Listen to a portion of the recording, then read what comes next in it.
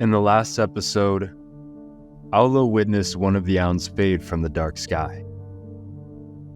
He is familiar with the Aunds and has never witnessed this behavior before. His sister receives her role, while Aulo avoided the role ceremony by gazing at Aunds on a far-off plateau. On return to his den, Aulo is confronted by his father, Tokun Trok. He spoke to his father about the lost Aun, but his father was unfazed. His father expressed his frustrations and told Aulo he would no longer stand with him. When Aulo returns to his den, he is visited by his sister, Ivilu. They spoke about Aulo's absence at the role ceremony and his refusal to assume a role. Aulo expressed his motivations and the connection to his lost mother. Ivilu then spoke about mentions of Aulo's exile. They were then interrupted by loud noises and watched as a group of men pushed a luminescent sphere over the edge of the central Jundun plateau.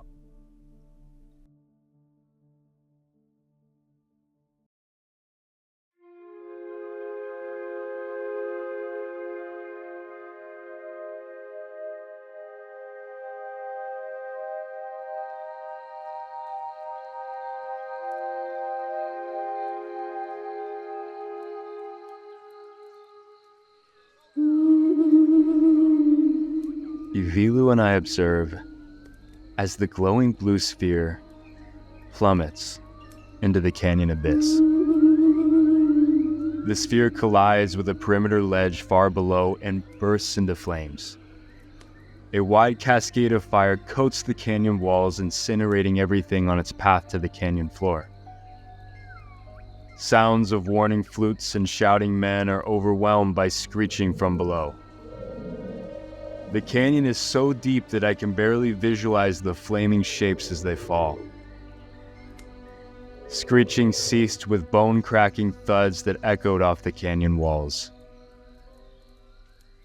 Within moments, the canyon returns to darkness, and the music of birds and insects resumes. The dark lands of Iorun are littered with opportunistic creatures. Our light from the Jundun tends to keep them at a distance, but occasionally, there are a few ravenous strays. Ivilu turns to me and questions, "Were they wild Jundrake?" I respond, still focusing on the abyss. "No, they don't come this far. I'm not sure what they were, but they seem to be coming more often. It must be rough out there." "I don't care why they are coming," Ivilu snaps. She then looks out to the abyss. "I just want them to stay far away." Ivilu pulls her legs from a dangle to a tuck. "Aulo?" My eyes move to her. "Do you even know what role I assumed?" "Why do you ask?" "Because I feel like you don't know." "I know that you have always been nurturing." Her expression says otherwise. "I chose healing, Aulo. This is not the first of me telling you this. No, I know. My mind is... it's elsewhere." She is looking toward her feet now, fumbling with a soft green luminescent ring on her finger. No response. "Ivilu Ru. It sounds nice. A lot of ease and ooze. We speak often, Aulo. I know all your details, but you don't even know what role I assumed. You are so lost inside your own mind. I try to find you, but you don't want to be found." I don't respond. Ivilu grabs my wrist and says, I miss you, Aulo. We all miss you. She traces a farewell onto my forearm, and then raises to a stand. Her radiant green lounge sways with her movements. Ivilo calls for Umi and begins scaling the cliff face. I watch as the light disappears over the edge of the plateau.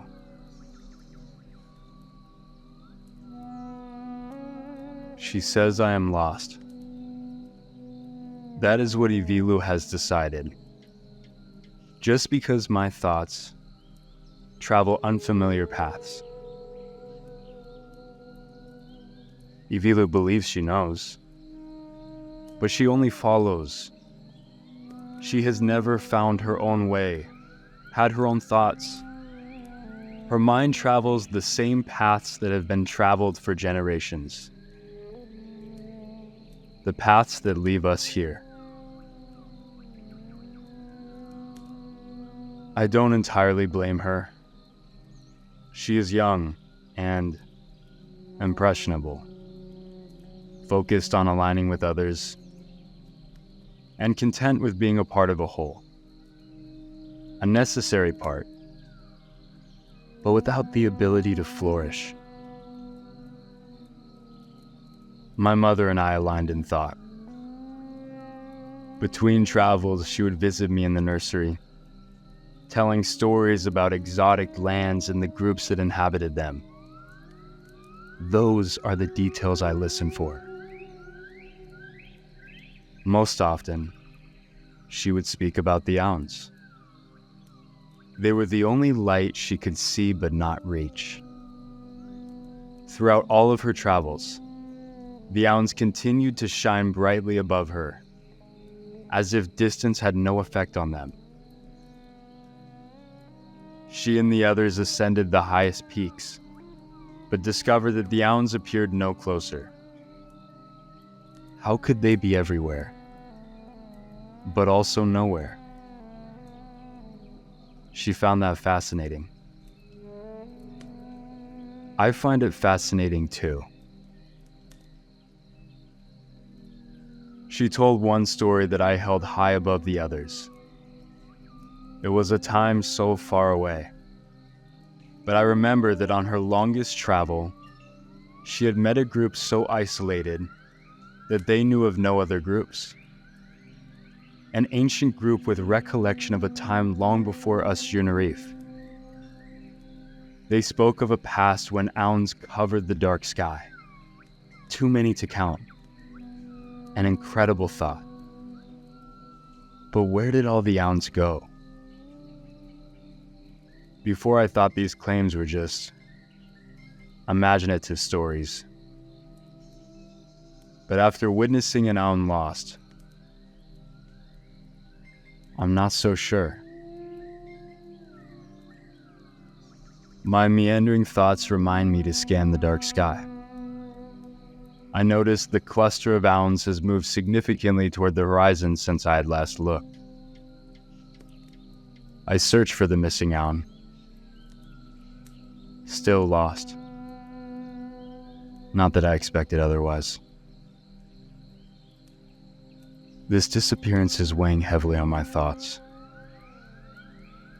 Maybe for multiple reasons. I'm not used to thinking this much about my mother.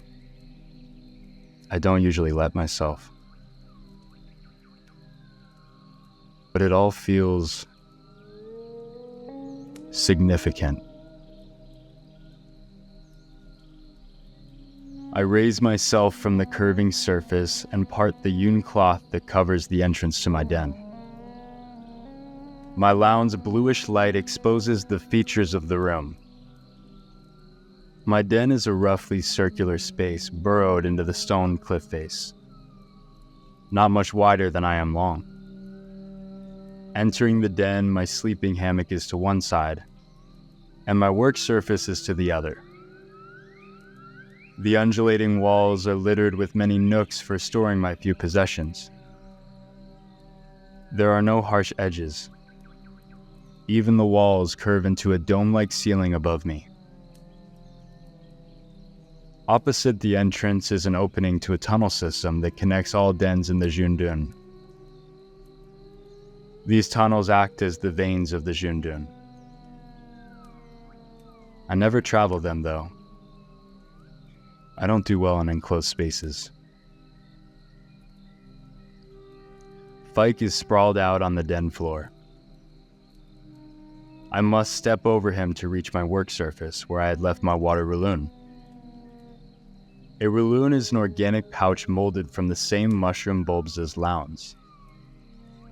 The smaller, thinner bulbs are repurposed as malleable pouches for water and storing items. I place my loun on the work surface and grab my water rouloon. In this hot, arid land, water is vital. While drowning away my constant dehydration, I gaze upward at the intricate map chiseled into the dome ceiling. I had etched a dot map of the Ounds for reference of their clusters and relative locations. Easier for me to visualize because they're always moving. Each chiseled point represents an existing Ound in the dark sky. I center on the cluster that matches the one of the lost Ound. Lo, Yi, Qua, Dai, Vo, Ki, Za, Nai. 8 Ounds. I then part the yun cloth and locate the cluster in the dark sky. Lo, Yi, Qua, Dai, Vo, Ki, Za. 7. Not that I doubted myself, but it was clear now. The Ound was gone, and it may never return. I recline into my sleeping hammock and glance up at the chiseled dot that symbolizes the lost Ound. What happens when they all disappear? I find comfort in thinking of the Ounds as tiny openings to worlds filled with light. So much light that one can see until there is no more to see. We would prosper while the creatures of the dark would be forced into hiding. Imagine the potential if we had all the light we ever needed, not burdened by the struggle to survive.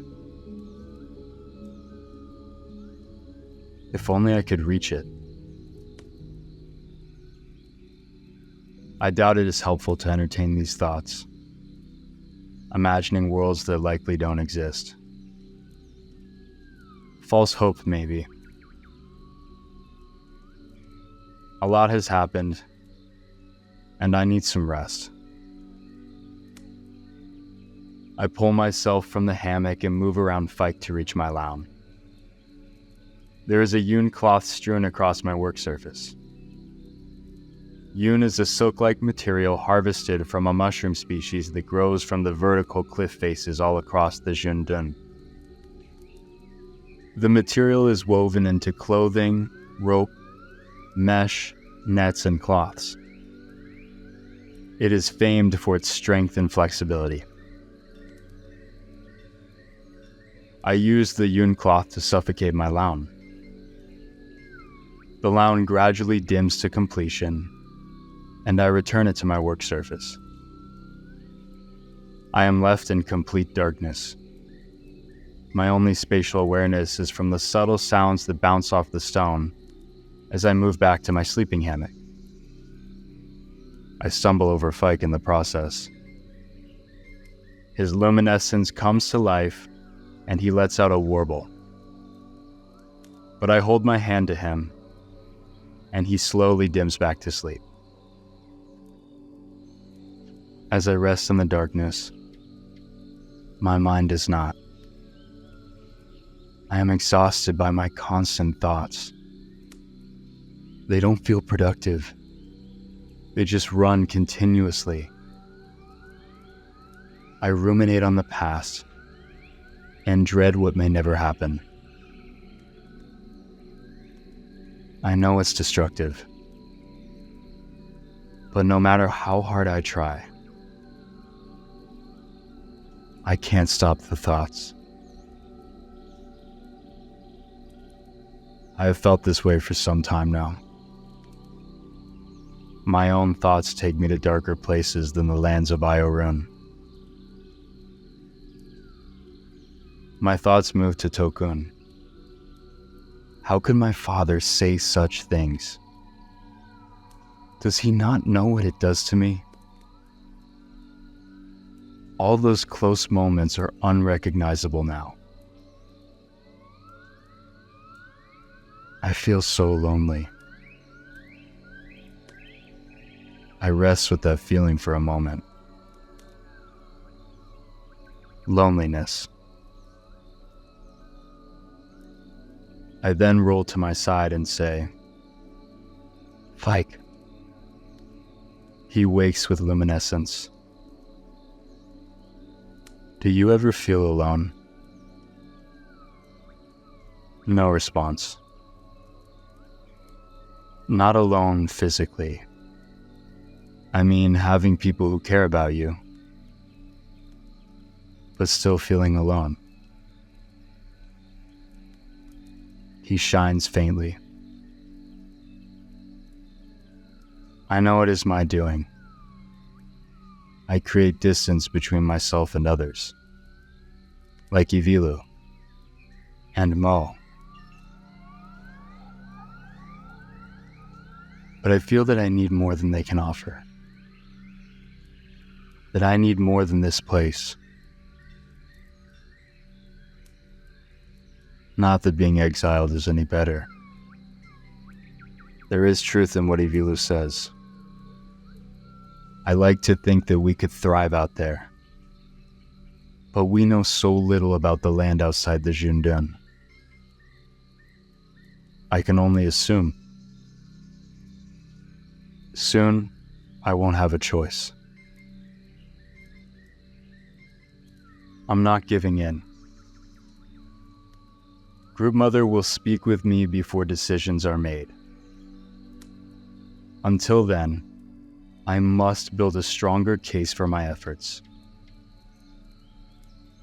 I will not have another chance to sway her. Fike's luminescence travels across the den and disappears into a nook. Stashed inside is my collection of Alvon rings. Alvon rings are luminescent rings that naturally form inside terrestrial oysters. They glow in a variety of colors, and some group members like myself choose to collect them. Fike emerges from the nook with a brilliant red Alvon.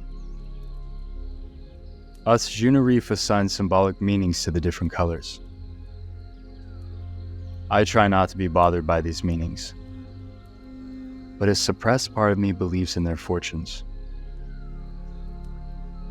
Red signifies the beginning. I don't know what to take from that. Fike's luminescence lands on my chest, and he drops the glowing red Alvon on my face. A soft red glow encompasses the entirety of the ring. Most rings have multiple colors or some dead zones. It is rare to find one so consistent. I fumble with the ring when I notice that Fike is still squatting on my chest, waiting for something. I then toss the Alvon. It parts the yun cloth and falls into the canyon abyss. But Fike is quick to follow, leaving a whirlwind in the den behind him. I continue to toss the ring for some time, and Fike continues to return, Alvon in beak. With each toss, my eyes become heavier, until I drift elsewhere.